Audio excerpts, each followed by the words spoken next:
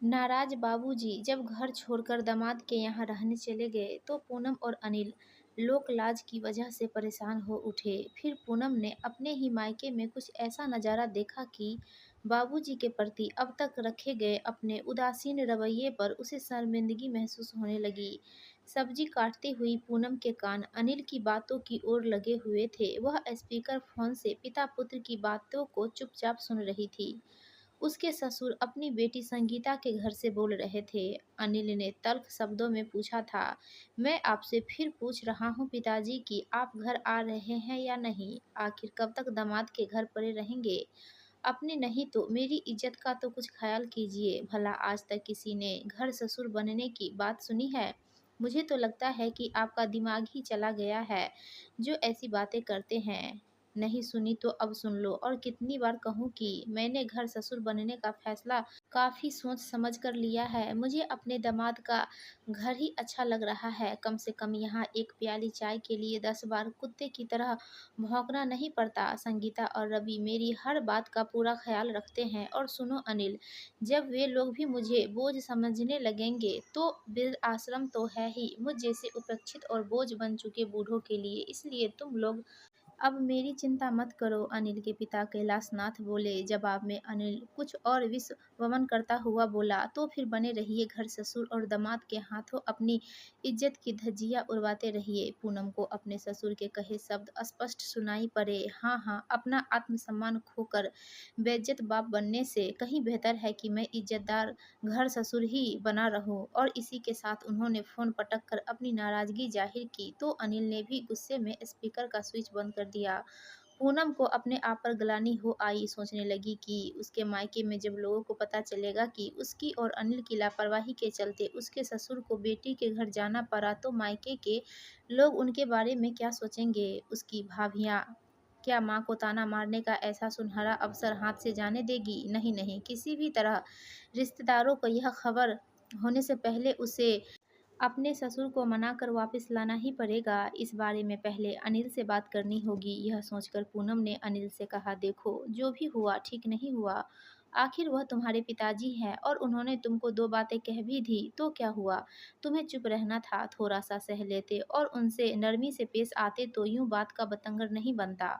हाँ हाँ, अब तो तुम भली बनने का नाटक करोगी ही, लेकिन तब एक वृद्ध व्यक्ति को समय पर खाना और चाय नाश्ता देने में तुम्हारी नानी मरती थी। उस पर रात दिन बाबूजी की शिकायत कर कर के तुम ही ने मेरा जीना हराम कर रखा था। अब भी तुम्हें बाबूजी के जाने का दुख नहीं है, बल्कि उनके साथ पेंशन के 15,000 रुपए जाने का गम सता रहा है। इस तरह अनिल ने सारा दोष पूनम के सिर मढ़ दिया तो वह तिलमिला उठी और व्यंग्यात्मक लहजे में बोली, तो तुम भी कौन सा बाबूजी की याद में तड़प रहे हो? अपने दिल पर हाथ रखकर कहो कि तुम्हें बाबूजी के रुपयों की कोई जरूरत नहीं है। अनिल को जब पूनम ने उल्टा आईना दिखाया तो वह खामोश हो गया। फिर कुछ नरमी से बोला, खैर जो हो गया सो हो गया। अब इस पर बहस करने से क्या फ़ायदा? सोचो कि उन्हें कैसे बुलाया जाए, क्योंकि जितना मैं उन्हें जानता हूँ वह अब खुद आने वाले नहीं है। अभी तो वह संगीता के घर पर है, पर जहाँ कहीं उनके आत्मसम्मान को जरा सी ठेस पहुँची तो वह वृद्धाश्रम जाने में एक पल की भी देर नहीं लगाएंगे। उसके बाद वहाँ से वह शायद ही वापस आए। तुम कहो तो मैं बात करके देखती हूँ, पूनम बोली। अब गलती हमने की है तो उसे सुधारने की कोशिश भी हमें ही करनी पड़ेगी। पिताजी है, नहीं रहने दो, अनिल बोला। बाबूजी को गए महीना भर तो हो ही गया है, अब हफ्ते भर बाद ही बच्चों की छुट्टियां होने वाली है।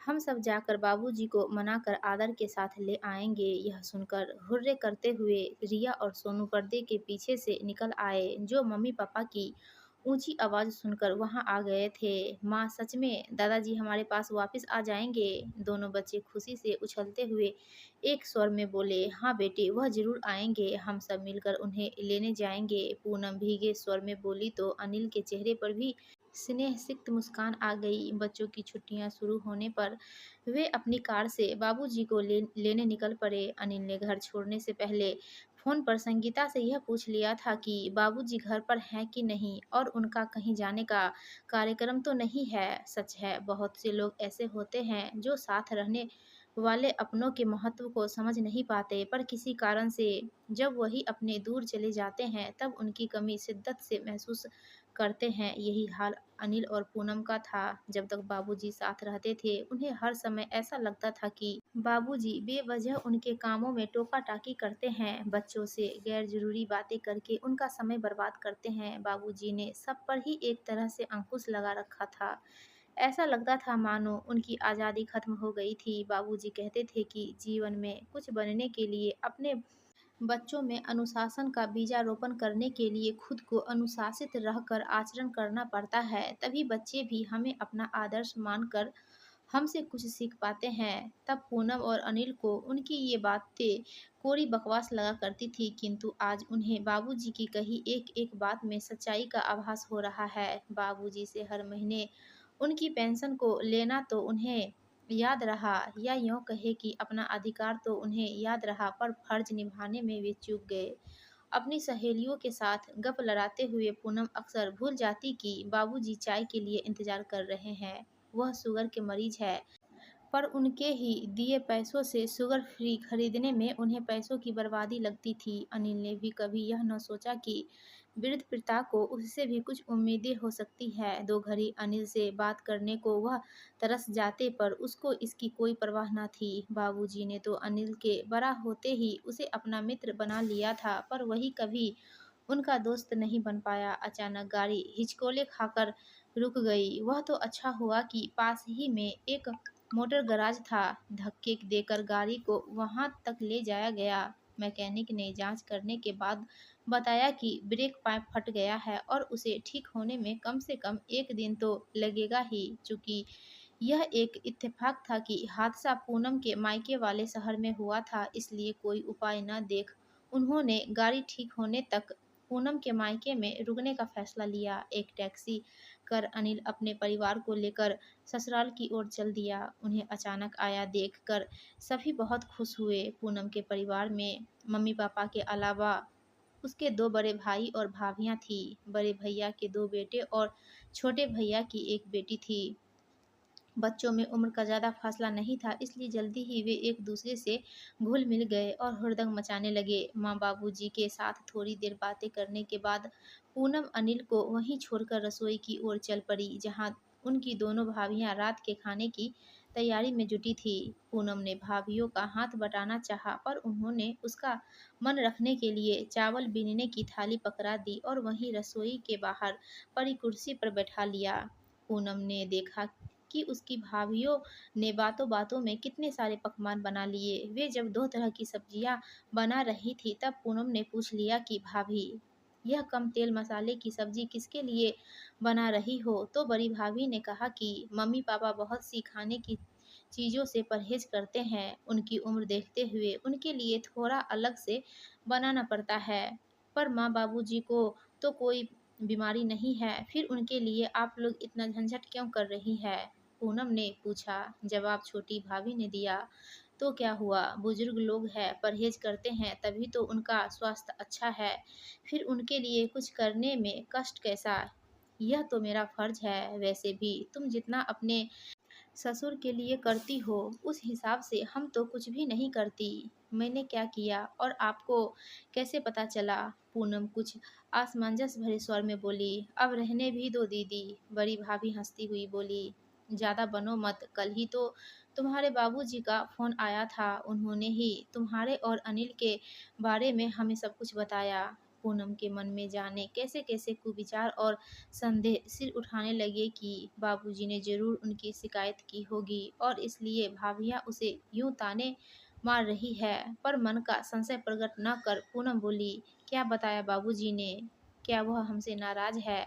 भला क्यों नाराज़ होंगे? वह तो तुम्हारी और अनिल की बहुत तारीफ कर रहे थे, कह रहे थे कि बहू तो ऐसी है कि किसी चीज़ के लिए मेरे मुंह खोलने से पहले ही वह समझ जाती है कि मुझे क्या चाहिए। पता नहीं भाभी और क्या-क्या कहती गई। पूनम को और कुछ सुनाई नहीं पड़ रहा था। उसकी अंतरात्मा उसे धिक्कारने लगी कि अपनी नासमझी की वजह से उसने कभी बाबूजी की परवाह नहीं की। अपनी सुविधा अनुसार इस बात का ख्याल किए बगैर कि वह खाना बाबूजी के स्वास्थ्य के लिए उचित है या नहीं, वह कुछ भी उनके सामने रख देती थी। शुरुआत में 1-2 बार बाबूजी ने उसे प्यार से समझाने की कोशिश की थी, पर उसने कोई ध्यान न दिया। नतीजा उनकी तबीयत आए दिन खराब हो जाती थी। एक उसकी भाभियाँ है जो उसके स्वस्थ माता-पिता का कितना ध्यान रखती है और एक वह है दूसरी ओर बाबूजी हैं कि इतना होने पे भी मायके में उसकी किसी से शिकायत न कर तारीफ ही की। पश्चाताप की आग में जलती हुई उसकी भावनाएं आंसुओं के रूप में आंखों से छलकने लगी। वह मन ही मन प्रतिज्ञा करने लगी कि अब आगे से वह कभी भी बाबूजी को किसी तरह की शिकायत का मौका नहीं देगी। उधर अनिल भी पूनम के भाइयों का अपने माता-पिता के साथ व्यवहार देखकर ग्लानि से भरा जा रहा था। पूनम के दोनों भाई अपना खुद का कारोबार संभालते थे। दोनों ने ही घर आकर उस दिन की बिक्री से प्राप्त रुपयों से अपने पिताजी को अवगत कराया। हालांकि उन्होंने किसी से भी रुपयों का ब्यौरा देने के लिए नहीं कहा था। कुछ देर पास बैठ पिता पुत्र ने एक दूसरे का हालचाल पूछा, फिर वे लोग अनिल के साथ व्यस्त हो गए। अनिल मन ही मन सोच रहा था कि वह तो अपने पिता का इकलौता पुत्र है, इसलिए उसे तो उनकी हर बात की ओर ध्यान देने की ज़रूरत है। माँ के गुजर जाने के बाद वह अपनी बात कहते भी तो किससे, वह क्यों नहीं अब तक अपने पिता के मन की पीड़ा को समझ पाया। अब से वह बाबूजी के पेंशन के रुपयों को हाथ भी नहीं लगाएगा, बल्कि उनकी ज़रूरतों को अपने कमाए रुपयों से पूरा करेगा। अगले दिन गाड़ी ठीक होकर घर आ गई, पर पूनम के घर वालों ने जिद करके उन्हें 2 दिन और रोक लिया। इस दौरान अनिल ने पूनम के भाइयों का अपने माता-पिता के साथ बातचीत और व्यवहार को देखकर पहली बार जाना कि बुजुर्गों के अनुभव से कैसे लाभ उठाया जा सकता है। बच्चे कैसे दादा-दादी की वजह से अपने पारिवारिक इतिहास को जानते हैं तथा अपनी संस्कृति और रिश्तों की जड़ों से जुड़ते हैं। हमारे बुजुर्ग ही तो इन सारी चीज़ों की मूल जड़ होते हैं। हम तो बस शाखा मात्र होते हैं। यदि मूल जड़ को ही काट कर फेंक दिया जाए तो गृहस्थी का वृक्ष कैसे फल फूल सकता है। जब से पूनम और अनिल बच्चों सहित बाबूजी को लेने निकले तो उन दोनों के सामने अपना ध्येय बिल्कुल साफ हो चुका था। उन्हें विश्वास था कि उनकी नादानी को माफ कर बाबूजी अवश्य उनके साथ वापस अपने घर आ जाएंगे। भला उन जैसा स्वाभिमानी व्यक्ति कभी घर ससुर बनकर थोड़े ही रह सकता है। यह सब तो उन्हें सबक सिखाने के लिए बाबूजी ने कहा होगा। इस विश्वास के साथ वे खुशी मन से अपनी मंजिल की ओर बढ़ चले। दोस्तों, आपको यह कहानी अच्छी लगी तो प्लीज़ हमारे वीडियो को लाइक कीजिए और चैनल को सब्सक्राइब